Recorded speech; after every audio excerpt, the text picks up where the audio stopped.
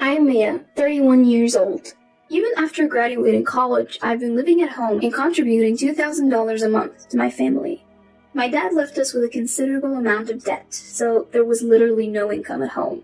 I know my job, an hour's commute from home and with lots of overtime due to my responsibilities, is physically draining. I get it. I should move out and rent a place closer to work. But my mom, who claims to have menopause and migraines, refuses to work. Not only that, she can't even manage household chores. I had no choice but to take care of everything. My mom has zero life skills, and if I didn't keep an eye on her, she'd mess up big time. And so, life went on like this for a while.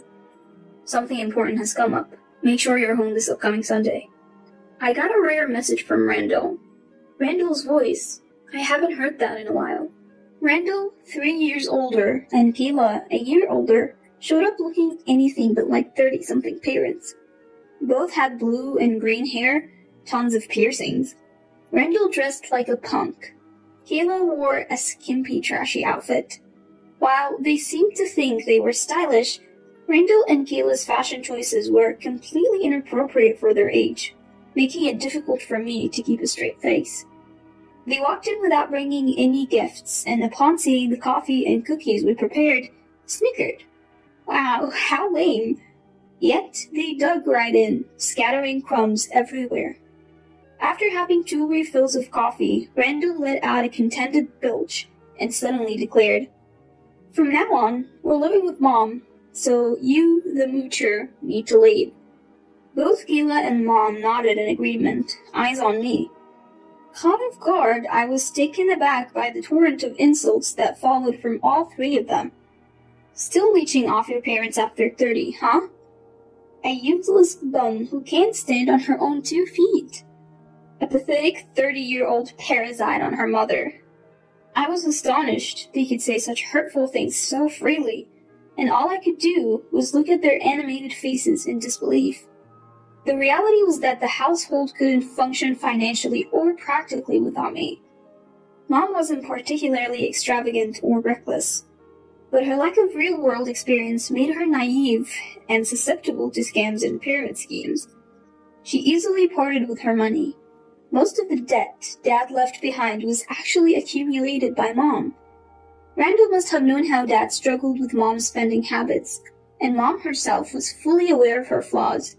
So what on earth were they talking about? As they repeatedly berated me, calling me a moocher, useless, and parasite daughter, I began to feel oddly detached. I thought to myself, they probably have no idea how much I contribute to the monthly expenses or how much it costs to maintain this not-so-new house. Thinking about it all, I suddenly didn't care anymore. Randall and Kayla have 2 young kids, and they're scrapping by each month. Even so, they're always looking to live beyond their means, borrowing money from Dad when he was alive. I've seen Dad struggle with this over and over. As I recalled this, another question popped into my head. I realized that most daughters-in-law probably don't want to live with their in-laws. Simple, really. Living with parents means free rent and utilities. They do the chores and even look after their 4-year-old and 2.5-year-old kids. More free time and less work, they thought. But Mom, who just eats and sleeps all day, wouldn't lift a finger to help. And Randall alone can't support the 3 of them. Then Randall said, "It's only natural for me, the eldest son, to take care of Mom." Mom chimed in, "Exactly." Hearing this, my vision cleared up, as if the clouds had parted. They took the bait so easily. Mom was quick to say she'd live with Randall and Kayla. "Really, Mom? Are you sure? You've been jerked around by them before, haven't you? When Randall sounds too good, it's usually bad news. Haven't you learned that by now? Despite Dad always warning you?" After Dad passed, I worked hard to support Mom, who wouldn't work herself. I also took care of the house even when she faked being sick just to avoid chores. Randall was the darling child, while I was the servant. Randall barely graduated from a bottom-tier high school, but had a somewhat handsome face, so he became too proud and gave up at the first hurdle. Mom adored him to an absurd extent. I worked hard, earned my qualifications, and pursued the job I wanted. Mom couldn't care less. Experiencing such blatant differences time and time again, yet still hoping things might change, now seems utterly foolish. Enough is enough. I am done. There is no reason to tolerate this any longer. I'm leaving.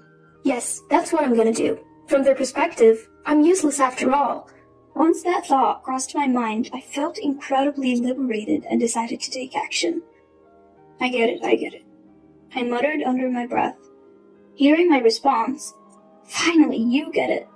They smirked. Useless people are always slow to understand. Mom and Randall exchanged sarcastic smiles. Thinking I was out of sight and out of mind, Mom, Randall, and Kayla excitedly discussed their future living arrangements. While I watched their faces with a newfound indifference, I had a thought. They might see me as a burden, but my income is actually 4 times higher than Randall and Kayla's combined. The new apartment I secured is just 5 blocks from work, a 10-minute car ride tops. I could even bike or walk there. It cuts my previous commute down to a 1/6, so even if I work late or have a hectic schedule, the strain on my body will be minimal. I got excited at the idea of walking to work during the pleasant seasons. Since most of the money that used to go to my family will now go toward rent, I picked a spacious apartment with a large living room, a walk-in closet, and 2 bedrooms covering 400 square feet. I plan to use the 2nd bedroom as an office for when I bring work home. I upgraded to a faster computer and decked out my space with a large TV and bed that I couldn't have at my parents' home. When the time came to move, I loaded up all the appliances I had purchased with my own money into the moving truck. Seeing the confused expressions of Mom, Randall, and Kayla's faces almost made me burst out laughing. The refrigerator, microwave, oven, robotic vacuum, washer, and dryer. All of it was handy-picked by me from options recommended by a friend in the appliance industry to make my life easier while balancing work and chores. Why are you taking those appliances? They belong to this house! Kayla screamed hysterically. They're appliances I bought. I just left them here because I was living here. I replied with a composed smile. Kayla clenched her teeth with a cartoonish pout, glaring at me, but it didn't scare me at all. In fact, it seemed almost comedic. Leave them. We'll be in trouble without them. This time, Mom yelled. Why would you need them when you don't even do housework, Mom? Besides, if I'm getting kicked out, why would I leave behind things I bought? As I replied with an easy smile, Mom raised her voice even higher and snapped. Are you kidding me? You freeloader! Since when did our appliances become yours? Mom kept going on like that, but I said, I guess I'll be going now. Take care, everyone. I said my goodbyes and climbed into the passenger seat of the moving truck. As we drove away, their bewildered faces were a sight to behold, and it felt incredibly satisfying. You might think I'm a bad person, but after being taken advantage of for so long and then kicked out, a little schadenfreude seems fair. The next day in my new home, Randall called, furious. What did you do with the 2 cars we had? I'm driving one, and I sold the other, I casually replied. How could you do that? How will we get by? Give it back! He screamed. Hold on. Both cars were in my name. Why would I give it back? If you need a car to get by, get your own. I couldn't help but think I was being a bit nasty. After all, I knew Randall and Kayla had traded in their own cars. Sure, it's tough to live without a car where my parents' house is, but you could always bike or take the bus. It's doable if you don't complain or get luxurious about it. Probably. How will we get by in an empty house without any appliances or cars? Randall raged. You can always buy what you need. You're working, aren't you? I responded and promptly hung up the phone. I didn't tell anyone my new address because I knew they'd come crying for help with other things too. In my new life, I welcomed a toy poodle, something I'd always wanted, and started living a peaceful, carefree life, just the 2 of us. Life without Mom, who relied on me for everything, is just a breeze. I realized how much of a burden it had been. Potty training my dog took some effort, but he's so smart and adorable. He learned sit, paw, lie down, and stay pretty quickly. He's a great companion when I'm not home, and truly a source of comfort. Life is good. And, would you believe it, Mom and the others reached out to me crying just a month and a half later. Already giving up, huh? I thought as I listened to the complaints from Mom, Randall, and Kayla taking turns calling me. They can't pay back the debt Mom has accumulated, can't manage daily expenses, can't go shopping or out because they don't have a car, and nobody does, or rather can do, any housework. Their home has apparently become a total mess because the kids are dirty, disorganized, and out of control. You know you don't have to report all of this to me, right? I was the one who got kicked out. I told them after listening to all of their complaints.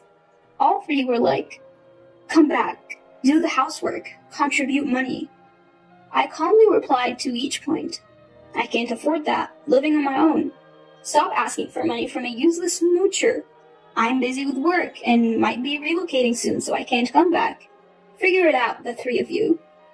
What really left me dumbfounded during the conversation was learning that both Randall and Kayla had quit their jobs. Why did you quit? How did you plan to live without working? I asked. Turns out Randall and Kayla assumed Dad had left them an inheritance. What a shocker. Come on, I've told you this time and time again. Dad left us in the red. You could say it's a negative inheritance, you know? You keep freeloaders at home and Mom doesn't even work, so you must be hiding a fortune from me, right? Randall just kept going on with his assumptions, not listening to a word we said. So I finally told him, if you're so convinced, why don't you check Dad's account?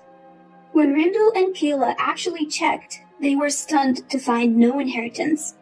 Still, they kept sending me messages like, help us, come back, do chores, I'm hungry, lend us money.